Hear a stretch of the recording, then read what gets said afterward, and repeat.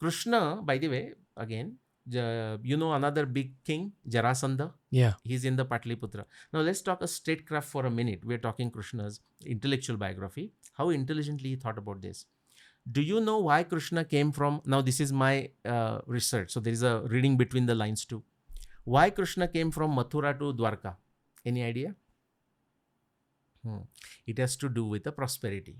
Yato abhyudaya nishreyasa siddhi sadharma. Dharma is that activity which brings prosperity and ultimate good. So Mathura, that time it's a global trade, by the way. From Mathura, think of the river passages. So Yamuna is meeting Ganga and going to Bay of Bengal. Okay, what is the problem? There is a toll naka in between, which is Patna, the kingdom of Jarasandha. And that is always a nuisance. Like it is at the whole trade from Mathura is at the mercy of a Jarasandha. And Jarasandha, do you know how many times he defeated Krishna, the Yadus? 17 times. That is there in Mahabharata. 17 times he defeated. Finally, Krishna decided this is not worth fighting. And he moved on into his ancestral land, I mean, for the whole Yadus and Hayayas and what that, which goes back to about 60,000 plus years, 30,000, 40,000, 50,000 years. We don't know exactly. As in the Yadus have had their ancestral land. Let's start with Krishna's Dwarka location. Sure. That tilak-like symbol, that you see, that's Somnath. Okay. From there, I have drawn an arrow in the ocean. Where that arrow ends, that is Krishna's Dwarka. This is a work of, this is my work, but also work of Graham Hancock and Glenn Milne, and they have shown right there. That particular was an island. Dwaravati is described as an island with multiple bridges to the land, and that got destroyed based on their work, exactly 5525 BC, that falls in. So now, but this land, the description is there. Krishna re-established Dwarka at the place which was known as a Kushasthali. Original name, okay? And what is the story of a Kushasthali? It comes in Srimad Bhagavatam. I'll not read the Sanskrit just to manage time. But Vaivashvata Manu, okay? Not to confuse with Swayambhu Manu. That was before Vaivashvat. Vaivashvat Manu had a son, he had multiple sons, okay? One of them was a Sharyati. Now he had many sons like these Uttanabahi, Anartha. Who? Okay, this is the original Manu. Not even original Manu. There was a Swayambhu Manu before Vaishya. Go on. You're saying this is from 60,000 BC? This one possibly 30,000. About 30,000. Okay? 30,000. Swayambhu Manu will go to 60,000, 70,000 years in the past. Okay? So Vaivashvata Manu, about 30,000 years you can say approximately. His son Sharyati, he had 3 sons, Uttanabahi, Anartha and Bhurishena. Anartha had a son Revata. And the reason I'm stopping there is, it's the Revata who established Kushasthali. And that's why in Gujarat we have a Revatak mountain. For example, even right now, there is a Revatak mountain after him.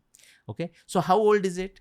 Well, we don't know exactly. But archaeology evidence, again, everyone wants to say archaeology evidence. They have found, this is a few years ago and many papers are there, of certain objects that were dated, like construction objects, whatever they found, they were dated, and they were dated to about 30,000 years. So based on that, I'm saying possibly 30,000. There is some speculation, some conjecture. So that is the place which already existed as a Kushasthali, well established, but over a period of time, remember, the seawater is coming up and some getting destroyed. Krishna re-established it, and that is Dwarka. At another place. Huh? Almost in that area, meaning Gujarat, in Gujarat area. Got it. So in the same map where you've highlighted the word Dwarka, that is where current Krishna Mandir is, what we consider Dwarka today. Got it. That Dwarka has nothing to do with Krishna's Dwarka. So Krishna's Dwarka is where that orange arrow ends. Perfect. Yeah. But then where did he re-establish it? Nearby. No, he established there, and that was destroyed in 5525 BC. Therefore, where the arrow begins, okay, not where it ends, where it begins, there is a place called Mula Dwarka. See, this is in the memory of the original Dwarka. But now we have to show somewhere, it better be on a land. You can't say on a water where it is, So anyways, that's that. So when the Marcos of the Indian military are exploring Dwarka, that's the spot they're exploring? They should. They ought to. I don't know where they are exploring. For example, when S.R. Rao did it, do you know where S.R. Rao did that? No. Near that, up that rectangle Dwarka. Okay. And guess what? Because this is a area of an Indian civilization for 30,000 plus years, you are going to find something everywhere. But whatever objects he found, in fact, he found objects from 200 BC and he just jumped on. Now, S.R. Rao is no longer with us, but he jumped on and he just said, yeah, I found Krishna's Dwarka. No. And fortunately, I was in a Vishaka, after we did those episodes, I was in Vishakhapattanam for a symposium on Indian antiquity, Bharatiya antiquity. I presented on Ramayana and Mahabharata. And do you know the name Dr. David Frawley? Vamadev Shastri. Yeah. Vamadev Shastri was also there, and I brought up this issue of sincere but factually incorrect research of Professor S.R. Rao, but also Professor B.B. Lal. And to my pleasant surprise, in his talk, Dr. David Frawley, who knew both of them, both of them are not there, he said that these both greats, they did a great work, wrong conclusions, they had admitted, they had taken back their statements that was Krishna's Dwarka. But the knowledge has not been disseminated into the common public. So people are still thinking S.R. Rao's Dwarka and B.B. Law's Hastinapur. It's 2024 AD right now. Yes. That's 7,000 years ago. Yes. It sank roughly. Yes. Whatever, 6,500. Right. So you must know where to look for. But what did we find after 6,500 years? Don't know. Pramana Tashyartha Pratipatte. Only we can talk of the evidence we have found. When we find new evidence, we will discuss that, I mean, I'm assuming even metal erodes under the water. What roads? Metal? Even metal must be eroding. If it's a iron, it rusts and goes away. Forget water. Even on the land, it rusts and goes away. But copper and others, they survive. Underwater as well? I don't know. But on the ground, definitely they survive. It creates that copper sulfate type of, morchu layer. And natural protection.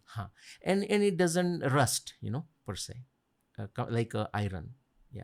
So we don't know what we'll find. So why he moved from Mathura to Dwarka?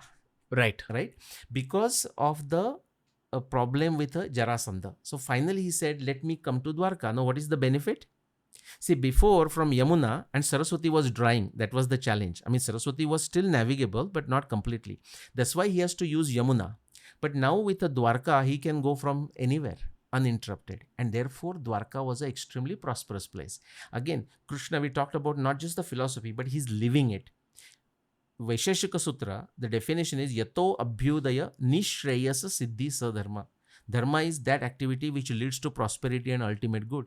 Krishna showed it with his example.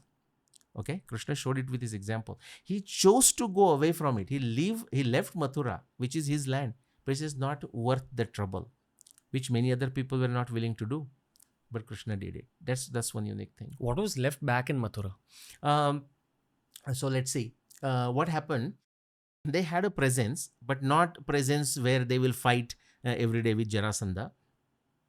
After Krishna's Dwarka was gone, now I may not remember the right names, but Krishna's one of the grandson. So he was taken by Arjun and many of the Yadus, surviving Yadu ladies, and he took them back to Hastinapur and Indraprastha. Then if I'm saying it correctly, on Indraprastha, on Hastinapur, Parikshit was installed as a king. And on the Indraprastha, I think the great grandson of Krishna was established there with Mathura also. I mean, Delhi and Mathura close. So they continued because of that. And by that time, Jarasandha was killed. You know who killed Jarasandha, by the way? Krishna could not defeat Jarasandha in 17 wars. Okay, even Balaram couldn't do it. Krishna took help of Bhima. The whole story is there in Mahabharata that Bhim Arjun. He tears the body. Yeah. Yeah. Tears the body and throws Correct. it in two separate directions. Their duel goes on for 13-14 days and stuff like that. But Krishna has a confidence in Bhima can do it. Now Krishna himself was a wrestler. Vasudeva Sutam Devam Kamsa Chanura Mardanam. Krishna has killed Chanur, who is a wrestler. But when it comes to Jarasandha, Krishna says, Bhima, you do it. And not Arjun, you do it. Right? So Krishna also knew what Bhima was capable of. Hey, if you enjoyed this clip from the Ranveer Show, we've uploaded a ton of other clips related to a ton of other topics. So explore the channel because there's something for everyone.